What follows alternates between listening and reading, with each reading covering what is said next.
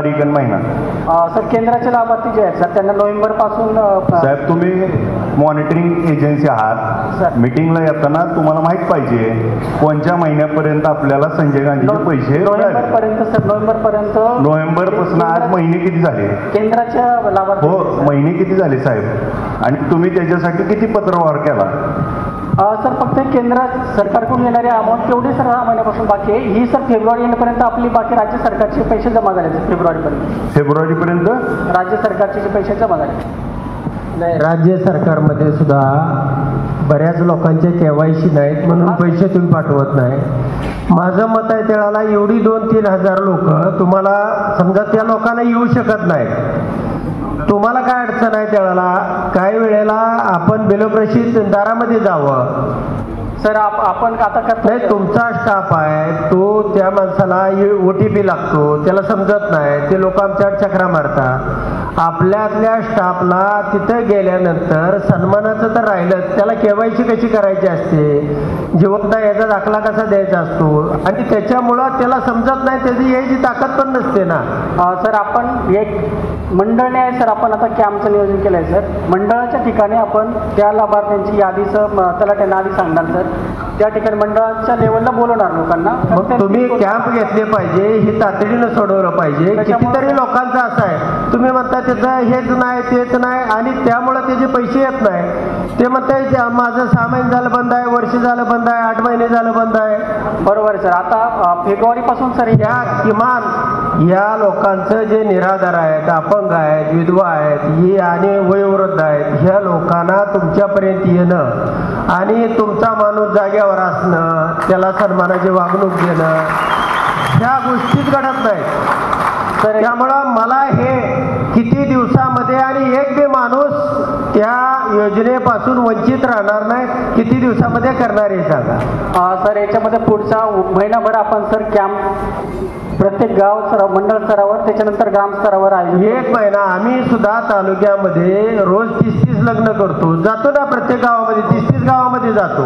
आपल्याला जायला काय अडचण आहे लोकांना? सर DBT पोर्टलवर आपल्याला माहिती अपलोड करायची असते सर, आणि लाभार्थी आपल्याकडे समोर पाहिजे. आज तारीख आहे 26 तर साधारणपणे ह्या महिन्याच्या म्हणजे जून महिन्याच्या 30 तारखेपर्यंत एकही दारात जावा त्याच्या, काय अडचण आहे त्याला? काय माणूस शोधा. गावात गेल्यानंतर हे 25 लोक आहेत आणि तिथं जाऊन पूर्तता करा ना, काय फरक पडतोय? तो प्लॅन सर आपण ऑलरेडी केलाय. मंडळ स्तरावर पहिले घेत, सगळ्यात शेवटचा घटक आहे हा. ग्राम स्तरावर आपण ग्राम स्तरापर्यंत जाऊ सर त्याच्यामध्ये. यस, आणि 30 जून पर्यंत एक बी माणूस त्याच्या पैसे येण्याचा राहता कामा नये याची खबरदारी घ्या.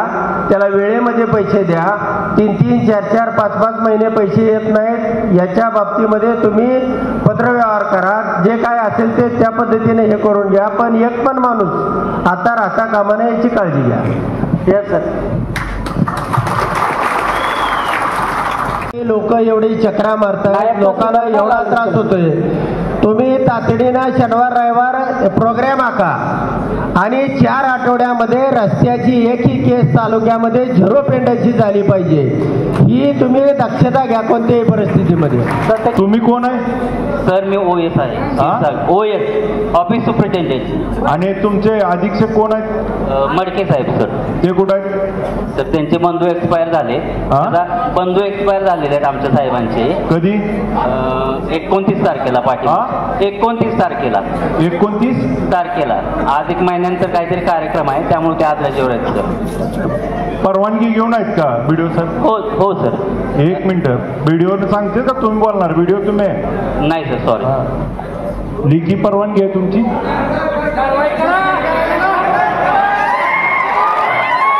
जर आता अध्यक्षांना माझी विनंती आहे, 1 मिनिट अध्यक्षांना माझी विनंती आहे, जर त्यांनी परवानगी घेतली नसेल तर आमसभेने त्यांच्या विरुद्ध सस्पेन्शनचा प्रस्ताव सादर करावा असं माझी विनंती आहे. आमसभेला काय चेष्टा समजता तुम्ही?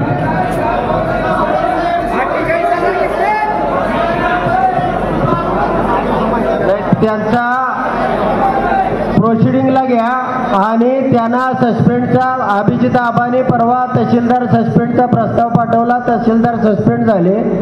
आता या मडकेंचा सस्पेंड करू. कोणाकडे आहेत माळून? तुम्ही करत नाही का साहेब मदत त्यांना? हे माहिती आहे त्यांना जर दुसरा एक माहिती द्या त्यांना.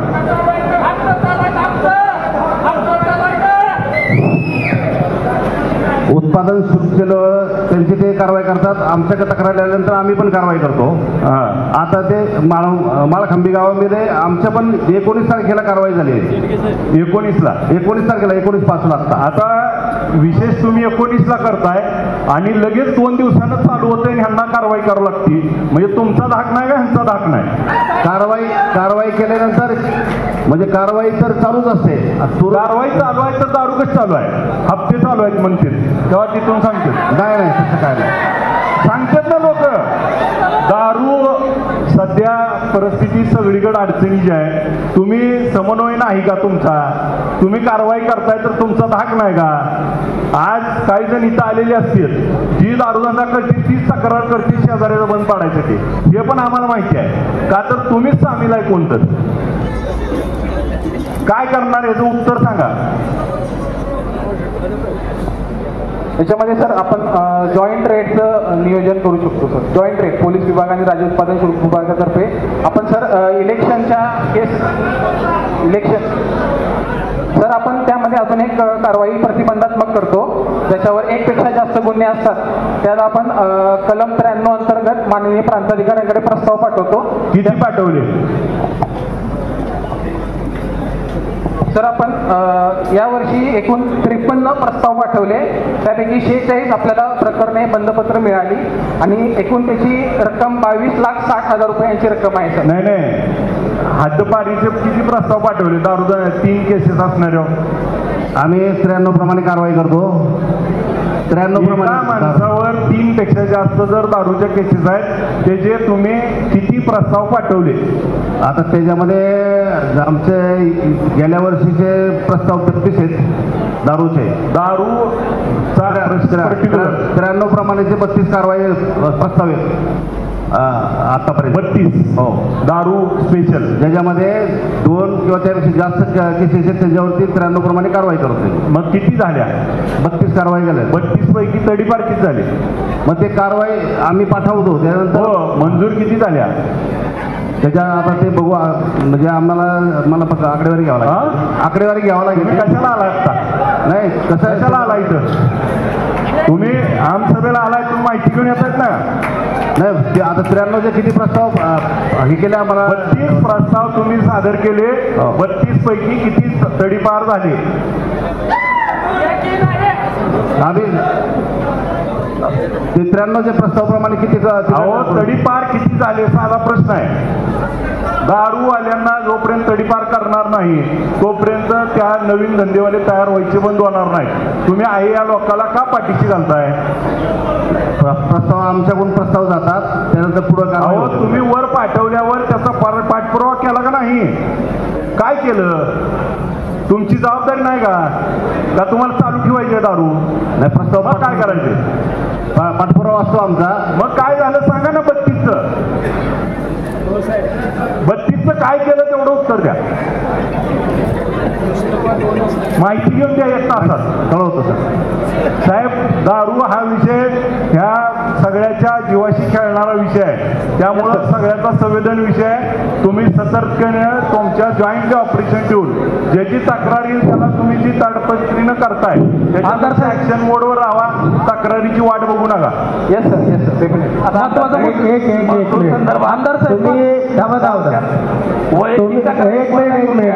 चारही पोलीस स्टेशन जे आहेत ना तुम्ही ठरवल्याला दारू चालू शकते का? दारूवाला दारू विकतो का? तुम्ही ठरवल्याला पोलिसांनी एक्साईजनं ठरवल्यावर चालू शकतो. तुम्ही हा पोरगा पिलीवपासून चालत वेळापूरपर्यंत माझ्या बंगल्यापर्यंत आला. माळशिरस पोलिसांनी पिलीव दारू चालू नाही. पिलीवमध्ये दारू चालू आहे का नाही? माळशिरसला कोण आहे? कोण आहे? माळशिरसला दारू चालू आहे. पिलीवला दारू चालू आहे का नाही?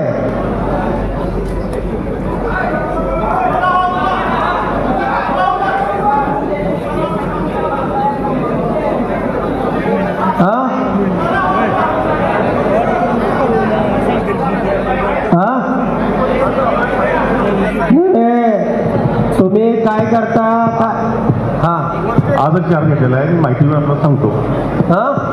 आजच मी चार्ज घेतलेला आहे दुसऱ्या दारू संदर्भात माहिती नाही. तुम्हाला एक सांगतो, चारी तुम्ही पोलीस स्टेशनचे अधिकारी आहे इथं आणि एक्साईजवाले आहे.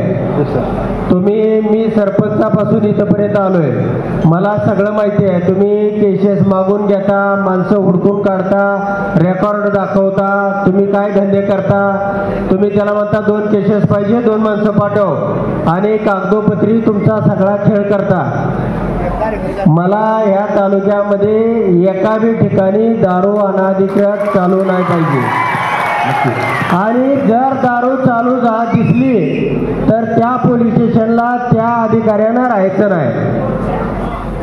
लक्षात आलं का? तालुका सोडून जायचा. तुम्हाला माहिती आहे जुगार कुठं चालू आहे, मटका कुठं चालू आहे, गुटखा कुठं चालू आहे, सगळं माहिती आहे. तुम्हाला माहित नसतं का त्याला?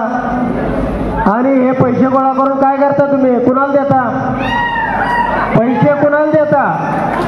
तुमचा पैसे देणारा माणूस बी ठरलाय, बरोबर आहे का? या जनतेला सगळ्या माहिती आहे कुणाला पैसे देऊन देता तुम्ही. तालुक्यामध्ये तुम्ही पैसे मिळवता, पैसे अनेक मार्गातनं तुम्हाला मिळतात, पण दारूच्या या विषयातनं यापुढं एकही माणसानं या तालुक्यामध्ये एकही धंदा तुम्ही ठरवल्यानं एक सुद्धा धंदा चालू शकत नाही. त्याला कशात तरी पार करायला पाहिजे. एक माणूस सिंगल दारू विकू शकत नाही का? विकू शकतो?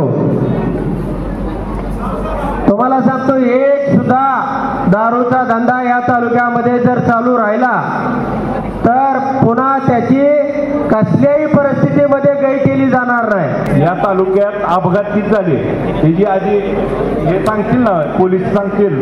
PM किती झाले तुम्ही घेतली का? आपल्याकडे आलेले सर्व घेतले. अहो आपल्याकडे आले म्हणजे तुम्ही सेवक आहात, आल्यावरच द्यायला तुम्ही नाही, तुम्ही जाऊन लोकांना सेवा द्यायची आहे. हो तसंच. आज पोलीस स्टेशनला तुम्ही पत्र दिलंय का? तुमच्याकडे किती अपघात झाले आणि त्याचे किती PM झाले त्याचा आढावा घेतला का तुम्ही? 2 लाख रुपये सहज मिळणार आहेत 10 वर्षापासून 75 वर्षाच्या माणसाला. मग त्याचा लाभ द्यायला आपल्या घरची द्यायची का? देतो आपण. का देत नाही? जेवढे पैसे मिळणार आहेत तुमच्या माझ्या घरची द्यायचे का? मग तुम्ही यंत्रणा राबवायसाठी किती कृषी सेवक तुमच्या हाताखाली आहेत? आमच्याकडं हाताखाली किती सेवक आहेत तुमच्याकडे तालुक्यात? 48 सेवक. 48 सेवक आहेत. तर त्याला गावात आपल्या बातमी येते, अपघात कुणाचा झाला, साप कुणाला चावला, करंट कुणाला लागला, कळत नाही का? सगळी तंबूच माहिती आमच्या कृषी सहाय्यकाला. मग तुम्ही 48 प्रकरण सांगताय, तेवढ्यांचाच अपघात झाला. म्हणजे तुमचा फॉलोअप नाही ना. आज 2-2 लाख रुपये मिळवून द्यायला तुमच्या काय घरचं द्यायचंय? हो आमच्या घरचं नाही, शासनाचं द्यायचं. मग द्या ना. जेवढ्यांचा अपघात झाला तेवढे घेतले आणि त्या प्रकरणाला समिती पुढे ठाम आहे का तुमचं? 48 अपघात झाले? हो 48 झाले.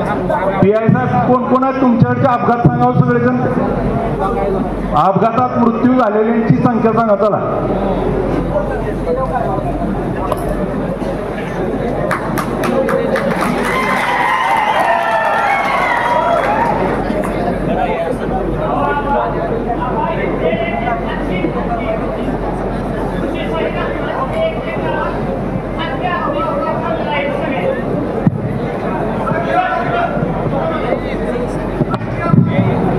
तुमचं नाव काय म्हणता? शरद सावंत. शरद सावंत. गाव? पायशरद. मला लोकप्रतिनिधी बोलताय, तुम्ही लोकप्रतिनिधी तुमच्याशी बोलताय तर तुम्ही असं उद्धट उत्तर देता काय? नाही ना. हा उद्धट नाही. शासनाचं द्यायचं, घरचं द्यायचं नाही, उद्धट उत्तर द्यायची कसली पद्धत? शासनाचं आहे ते विचारतायत तुम्हाला, तुम्ही द्या ना उत्तर. 48 अपघात झाले तेवढे आपण घेतले जातात. ही पद्धत बरोबर नाही उत्तर द्यायची. काहीतरी तुम्ही 2006 पासून आहे माझ्याकडे पावती आहे, 2006 पासून. ऐका काही घेऊन आलो नाही. एक 2006 पासून जर तुमचं बंद आहे 2025 ला म्हणजे या वर्षी त्यांचे पैसे कसे भरून घेतले? साहेब दंडात्मक कार्यवाही केलेली त्याची पावती तुमची घेतलेली ना ती दंडात्मक स्वरूपाची पावती आहे ना. नाही तुम्ही ऐका ना, तुम्ही ऐका 22 ला पैसे भरून घेतले, 23 ला घेतले, 24 ला घेतले, 25 ला घेतले, बरोबर आहे? घेतले साहेब. हा पण ती दंडात्मक स्वरूपाची पावती साहेब. मी काय म्हणतोय, दंडात्मक असो काय असो, स्पेसिफिक एखाद्या माणसावरती राजकीय पद्धतीनं जर काय करायचं या तालुक्यामध्ये असलं काय चालत नाही. गेली इथल्या बाबळी इथल्याच आहेत, बोरी इथल्याच आहेत आणि तुम्ही अशा पद्धतीचं चुकीचं काय करू नका, चुकीचं वागू नका. तुम्ही नवीन अधिकारी आहे, चांगल्या पद्धतीचं काम करा आणि जो कोणी असं सांगत असेल त्याला सुद्धा समजून सांगा की बाबा तुझ्यात मॅट आहे, तू जाऊन लढ, आमच्या मार्फत लढू नको, तू जा आणि तुझी ताकद आहे तिथं दाखव. अशा पद्धतीच्या अधिकाऱ्याला धरून कुणी काय करत असेल तर या तालुक्यामध्ये ते चालू केलं जाणार आहे. तालुक्यात नोटीस कुणा कुणा दिली तुम्ही आम्हाला? तालुक्यात नोटीस कुणा कुणा दिली? 292 एक खंड आहे. कोणाला दिली? तालुक्यात दुसरं कोणाला नोटीस दिली का? कोणाला दिली? आपण नोटीस दिली. मग तालुक्यामध्ये किती आमचं दत्तनगर सगळं वरच्या कोपऱ्यापासून खालच्या कोपऱ्यापर्यंत, धर्मपुरीपासून कुठं आणि महाराष्ट्रात किती आहे? एवढा एकच माणूस आहे का? एकच विषय आहे का? खंडाचे आपल्याला नाटपुते शाखेत 5 खंड आहेत साहेब, गट नंबर. नाही, तालुक्यामध्ये तुम्ही जाणीवपूर्वक केलंय असलं काम करायचं नाही. बदलून जावा, नोकरी कुठेही मिळेल, पण चुकीच्या पद्धतीने कराल तर नाही. तालुक्यात कुणाला दिली नोटीस तुम्ही? 292 गट नंबर आहे. नाही नार, तुम्ही असो अजून कुणी असो, मिसाळ अशा पद्धतीचं काम चुकीचं करायचं नाही. फोन होऊन काय होईल? बदली होईल, ह्याच्यापेक्षा काय होणार आहे? पण बिनकामाचं आयुष्याचं इथं अब्रू घालवून घ्या.